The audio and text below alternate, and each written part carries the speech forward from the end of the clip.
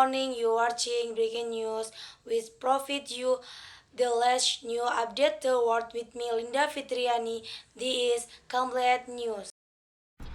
The earthquake in Japan on 1 January 2024, with a magnitude of 8 killed dozens of people, creating local media quoted the detail as of Wednesday reached 57 people to January 2024.